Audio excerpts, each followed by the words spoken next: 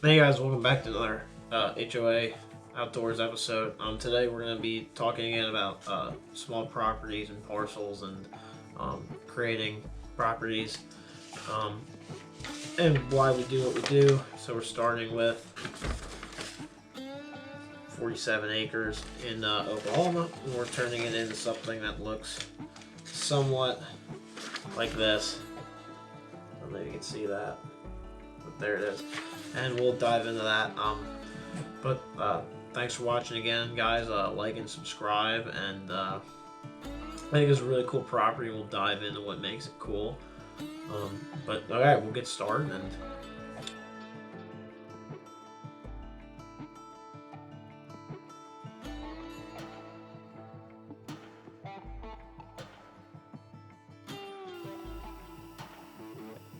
Alrighty, so we have 47 acres here in Oklahoma that we're going to be looking at today. This is a really unique property that is for sale right now. Whitetail Properties. Go check it out. It's in Oklahoma. 47 acres, 47, 48, something like that. First thing that I notice, obviously, is it looks, and from the pictures that were shown, a lot of cedars in this part of the country. This is another big cedar area. Got a couple creeks coming together. That's going to make some pinch points and some benches that start here. The elevation isn't very drastic. It's flat, pretty flat land. You're talking about down here saying 780 and the top being 820, maybe 840 in here. So not much, very flat, which adds some difficulties in holding deer. It's easier to hold deer in hilly country and where there's more terrain where you can hide them easier from each other, but nothing to be worried about. We'll make that work with different bedding types and different bedding covers and food, and having the same food, having food all year where they're not competing for just one little bedding area here and there, and spreading deer out throughout this property. You see the two creeks that come. Creek comes together, creates a very interesting little pinch back here that we'll probably take advantage of somehow if we can. But again, big cedars, no food, and from what it looked like from the surrounding, there's some water here and here. It might be off. No, you can see that. I thought it might have been off your screen. It's not, but not a lot. There's a substantial creek. At least that's what it looked like from the videos. Of it's gonna hold water all year.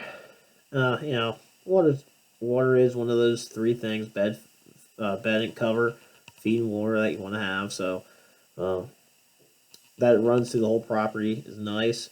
It'll give you some access possibly in the areas using that creek bottom. But so we'll jump into it here, and this is what I came up with for this property. Just to recap, green's your food plots, yellow's your grain, orange is switchgrass or native grass and prairie habitat that we're going to create or redevelop or whatever you want to call it. And then your maroon sections in here are either places where you have to cut or bedding areas that we want to create. So we'll start here from the top. You had this first thing I saw on this property was these two little areas here that you could get food plots into very easily at the top of the property, and how money they would be as you come in. Right here, you can access it very easy, in and out, quick. There wasn't a whole lot. And then as we move down, another food plot here to the side, releasing deer out in what looks like some sort of ag, whether this is hay or whatever that is, but releasing deer out of your cover. And here, and then releasing it to there. Another food plot at the bottom. And then there wasn't a lot of areas I get food plots in at the side here without having to do major construction, what it looked like. So we added two little plots, preferably on your borders. Those are probably half to 3/4 acre size, not very big, but enough that when you plant a cereal grain, in this part of the country, rye or winter wheat would work, as long as it's not ryegrass. I keep saying that. Do not use ryegrass. That'll work. That'll be money. And then leading up to another bigger food plot. And then I always do. I like having grain. In this part of Oklahoma, it's going to get cold eventually. Might be not as cold, and it might not be as big as a drawer as the big cornfield in Iowa or Wisconsin or Illinois in the winter. But we're still going to get cool days, and they're still going to want to go get their carbohydrates there. So we have those outside food plots at the perimeter. And the other thing that you'll see me do is with food plots is I never like to have big rectangles. You know, this isn't food plotting and planting crops for farming is not the same thing. You want to have bends, you want to have areas, you want to have coves, one for hunting purposes, so that you can make sure that you're blowing your wind out of an area and that you won't bump deer or they can't get downwind of you. You want those coves. And the other thing, the more important thing, is it makes a deer, they can't come to the edge of this food plot. Let's say if they come into this food plot here in the corner. Well, they can't come in here, say it's in the morning, coming off your neighbors.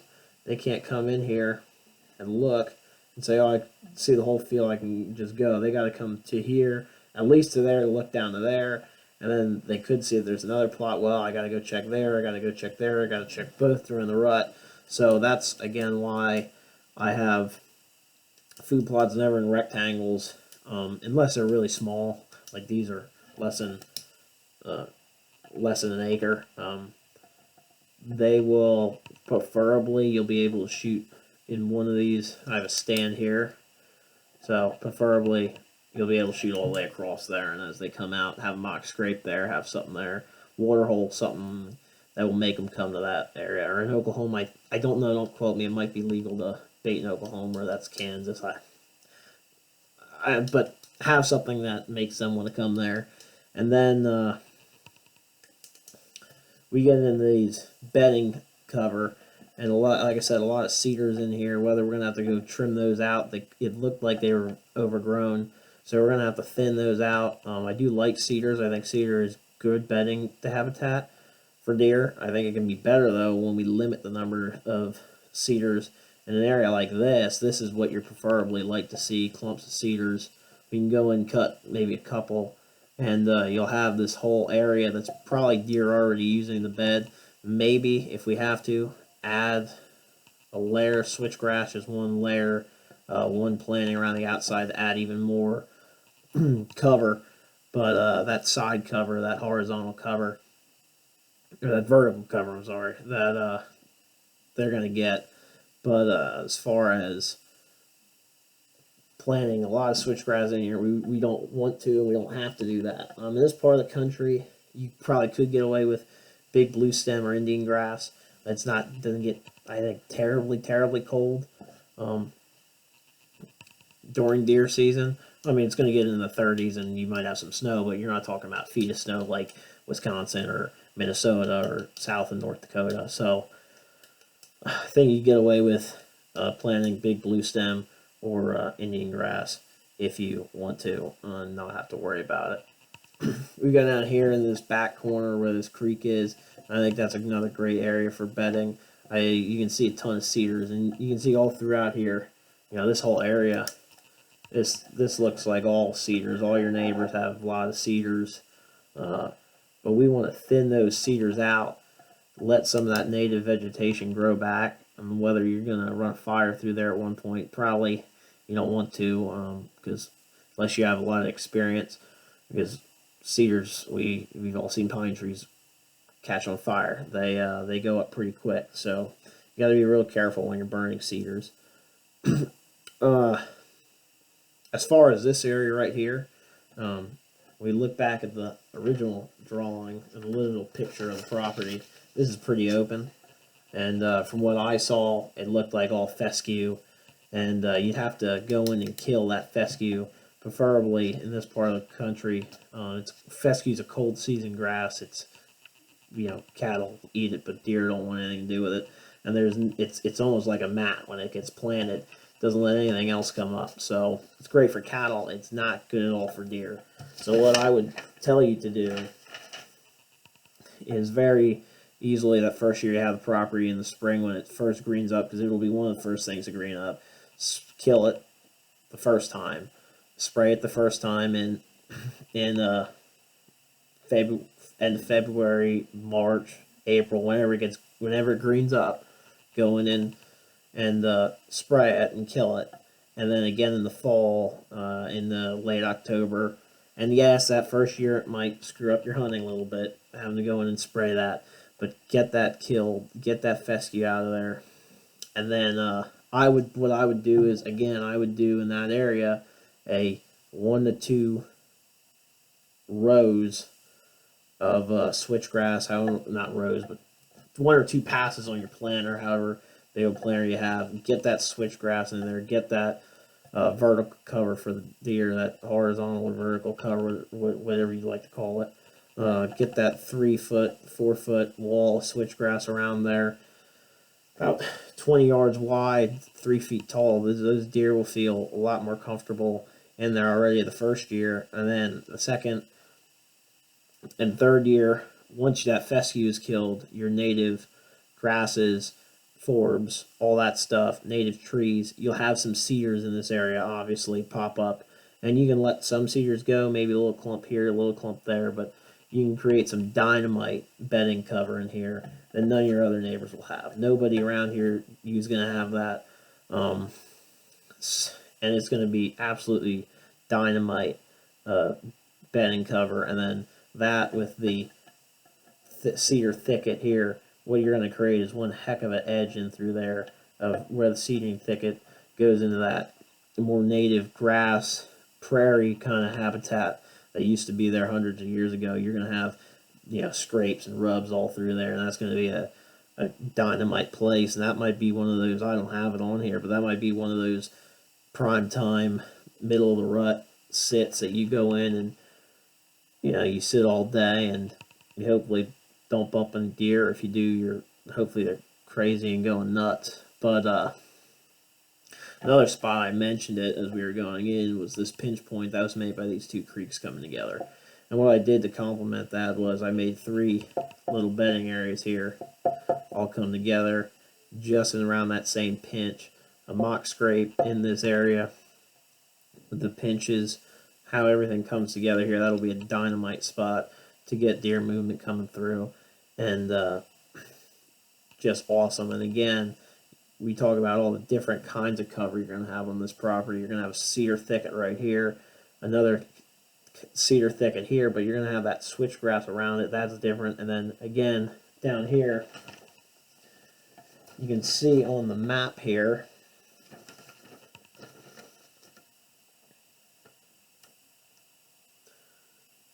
that, where am I?